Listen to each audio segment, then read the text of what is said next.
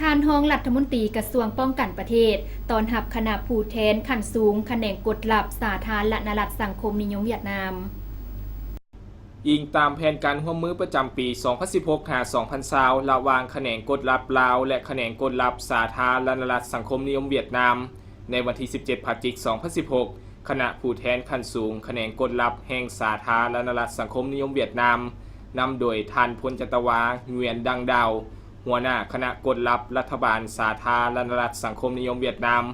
พร้อมด้วยคณะได้เดินทางมาเยี่ยมยามและเฮ็ดเวียกนำแขนงกฎลับกองทัพประชาชนลาวให้เกียรติต้อนรับของท่านพลตรีอ้นศรีแสนสุขรองรัฐมนตรีกระทรวงป้องกันประเทศโอกาสดังกล่าวท่านรองรัฐมนตรีกระทรวงป้องกันประเทศก็ได้ตีราคาสูงต่อการเดินทางมาเยี่ยมยามและเฮ็ดเวียกอยู่สาธารณรัฐประชาธิปไตยประชาชนลาวของคณะผู้แทนขั้นสูงของแขนงกฎลับรัฐบาลสาธารณรัฐสังคมนิยมเวียดนามในครั้งนี้ซึ่งเป็นการประกอบส่วนเข้าในการเสริมขยายสายพัวพันธ์ความสามัคคีพิเศษและการร่วมมือรอบด้านระหว่างสองชาติสองกองทัพลาวเวียดนามนับมือเข้าสู่ลวงลึกในตอนค่ำของวันเดียวกันก็ได้มีการลงนามสัญญาแผนการร่วมมือปี 2017 ระหว่างแขนงกฎลับกองทัพประชาชนลาวและแขนงกฎลับกองทัพประชาชนเวียดนาม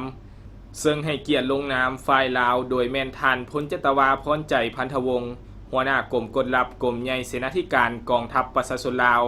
และฝ่ายเวียดนามโดยท่านพลจัตวา เงวียนดังดาวรองหัวหน้าคณะกฎลับรัฐบาลสาธารณรัฐสังคมนิยมเวียดนาม